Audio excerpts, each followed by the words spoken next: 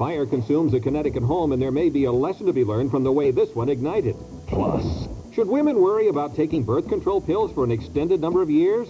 A new survey provides some answers to that question. also, This is Kevin Hogan at the animal shelter in Guilford. They don't have just one cat, or two, or three, or four. They actually have 28 that they're looking for a home for. I'll have that story coming up. and much more straight ahead on Eyewitness News at 6. www.wfsb.com. It's your stop on the web for news around Connecticut, including top stories, weather, sports, and much, much more. www.wfsb.com. Dial us in. Now, Eyewitness News at 6. Impeachment proceedings moved from the House to the Senate, where the trial of President Clinton officially got underway just hours ago. Good evening to you. I'm Gayle. And I'm Al Terzi. It was a short but history-making moment as the Chief Justice of the Supreme Court and then all of the senators of the United States were sworn in today for the first impeachment trial in 130 years. Now, with the ceremonial duties out of way, what's next? There are a number of questions about how and when this trial will unfold, and tonight the closed-door meetings continue over whether the Senate will hear testimony from any of the key witnesses. Here's CBS reporter Jonathan Reed, who joins us live from the Capitol with the latest. Jonathan? The mood was somber on Capitol Hill today as the senators were transformed into jurors, waiting to decide the president's fate. To the will of the Senate.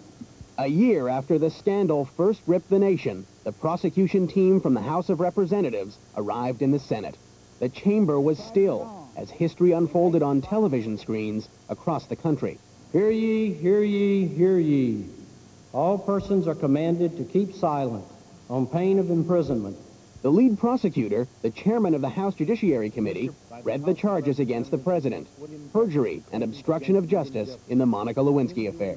William Jefferson Clinton has undermined the integrity of his office, has brought disrepute on the presidency, has betrayed his trust as president, and has acted in a manner subversive of the rule of law and justice to the manifest injury of the people of the United States.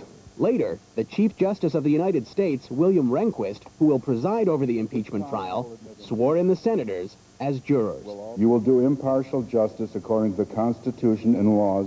Even with the formal start of the trial, the Senate has still not adopted a firm plan for the proceedings. The White House is proposing that the trial be based on the facts as presented in the 7,000 pages of grand jury testimony and the independent counsel's report. It is the most prejudicial record that could possibly exist as it was produced by the independent counsel. And anything that adds to it as far as exculpatory information makes our case stronger. But we believe even with this record, we can effectively make our case. The idea is to avoid the Republican push to call witnesses, which the Democrats believe will prolong the trial. The Republicans and Democrats are meeting tomorrow morning on Capitol Hill to try again to work out a plan for the trial. In Washington, Jonathan Freed. Back to you. Thank you, Jonathan, reporting live from Washington tonight.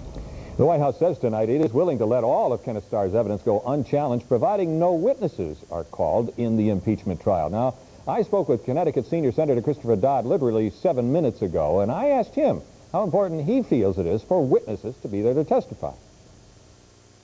Not critical at all. In fact, I don't think it's necessary. I don't think the country needs it. We've got 60,000 pages of grand jury testimony, star reports, all sorts of information that the senators can draw upon. The idea of Monica Lewinsky appearing as a witness in the well of the United States Senate I find repugnant.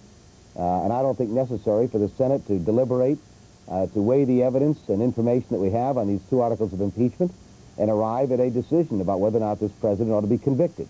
And so I am very much opposed to witnesses. They're not necessary here for us to do the job the Constitution asks us to do.